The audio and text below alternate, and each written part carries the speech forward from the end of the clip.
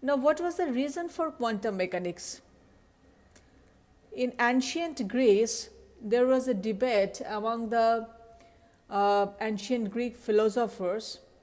The debate was about the nature of matters.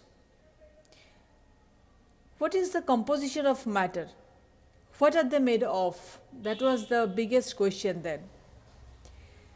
How many times we can cut a particular material? Suppose I have the cap of this pen. How many times I can cut it? Democritus thought that first I can make it a half, then half of that half, then half of that half. But there is a limit. I must have to restrict myself to a point where I get a small part like a billiard ball type of structure or so. What was called atomos by Democritus. This part is no longer divisible according to Democritus. But then Aristotle came with his own thought, and he told that this pen cap can be divided into so many number of parts, and there is no limit of that division. I can make half of it, then half of that half, then again half of that half, then again half of that half, so on and so forth. Then later, about 200 years or so afterwards, in 1803, John Dalton came up with his own theory of matter. He told that matter is actually composed of atoms, and all atoms of a given element, of a particular element, are identical. Like if we consider gold, then all the atoms of the gold material are identical with each other. But if we consider a gold and a silver, then the atoms of gold and the atoms of silver must be different in terms of weight and other things also, property, etc. And atoms combined with themselves in a simple ratio to give us compounds. And that was the time when scientists were actually trying to make different kinds of atoms from different materials. For example, they tried to convert iron into gold, but that was not possible. We cannot have iron from a material which does not have iron in the first place. But what was great about John Dalton was we got that there is a building block of every matter, which is atom. Later in 1987, J.J. Thomson did an experiment, and he did that experiment with hydrogen because that is the simplest atom, just one proton and then one electron, what we call them now. In his experimental design, within a glass tube, he had hydrogen gas, and he applied electric field, positive and negative. From this point, there is an electric field also applied here. This glass tube was filled with hydrogen,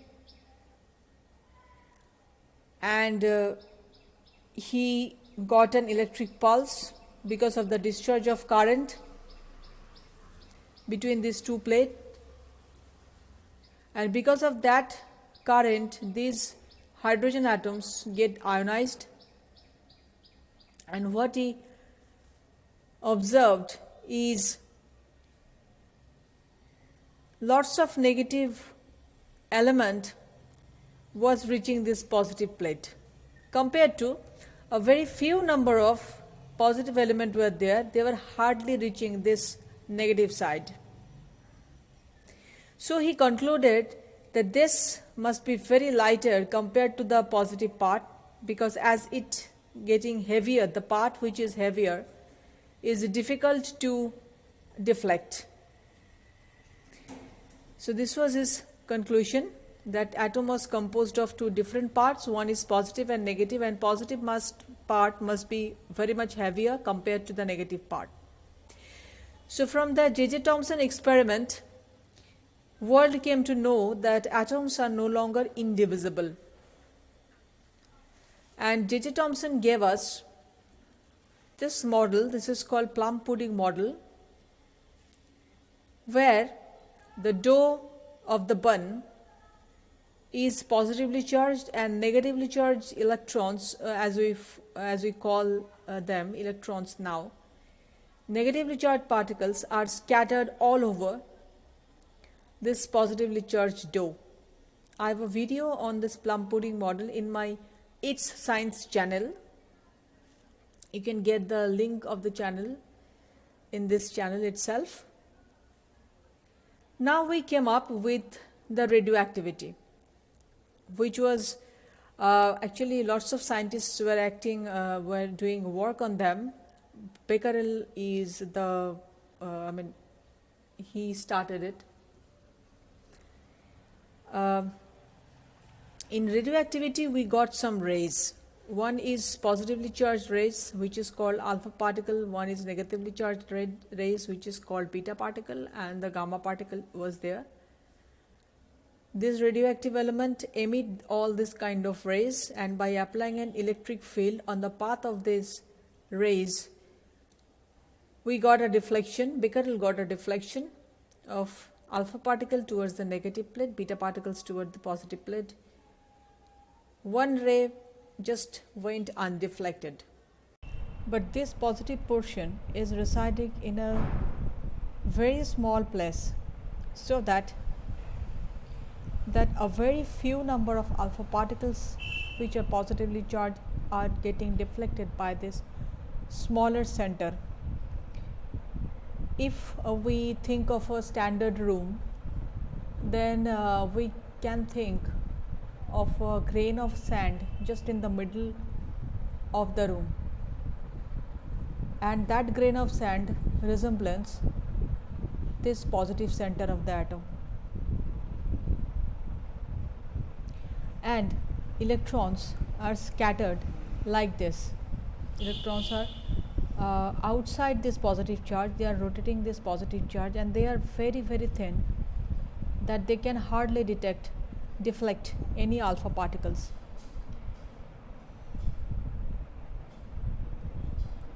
So now the model of the atom is need to be revised, and this is there is a positive charge, and electrons are orbiting this positively charged thing. And by that time it was thought that only there are existence of the positive charge here, which was called as protons. And later in 1932, James Chadwick he detected that another particle is there which is electrically neutral, which is called neutrons. Then in 1911, Rutherford made an experiment with the substance radium bromide. Radium bromide is a potential source of alpha particles. He put the source here, and he observed how many numbers of alpha particles are actually make their way into this detector, which is placed just in front of the source of radium bromide. Then he placed a gold foil, a very thin gold foil here, and with the gold foil here and the fixed position of the detector, he observed that putting the gold foil makes no difference. All the alpha particles, positive charges, are making their path to the detector itself. Then Geiger and Marsden came into action, and what they did is they rotate this detector, and while they are rotating this detector, they observed that some number of alpha particles are getting hit by this gold foil, and they are reflected from this gold foil, and they are detected into this detector. And if there is no gold foil, no reflection of the alpha particles, and they are getting no alpha particles here at these positions. which are supposed to be reflected by the gold foil only. If they are not deflected by this gold foil, then there would be no chance of getting this alpha particles into this detector. So the hypothesis of the pump pudding model, where it was thought that the positive dough is spread, that is positive charge is placed all over the atom, is needed to be verified again, because if this is the case, the positive charge is spread throughout, then these alpha particles would be very much deflected from all the points of this gold foil, which needs a revision in the model of the atoms. Rebound of alpha particles from a very precise location, from a very centralized position, makes scientists thought that there is a very small positive center. Is that enough? Are proton, neutrons and electrons are fundamental building blocks of the atom of nature? Can't we divide them further? We already know that electrons found to be the smallest negative part of the atom. What about protons and neutrons? They are made of quarks. What are the components of the quarks? Before answering that, I would like to address you two questions, which was the very basic questions by that time. First one is the revolve of this charged particle electron around the positively charged nucleus. As electrons are orbiting in circular orbits, it has centripetal acceleration. By virtue of its acceleration, we know that accelerating charged particles emits radiation. So these electrons are also emitting radiation. So they lost energy by the course of time, and they should eventually jump into the positively charged nucleus as they are losing energy.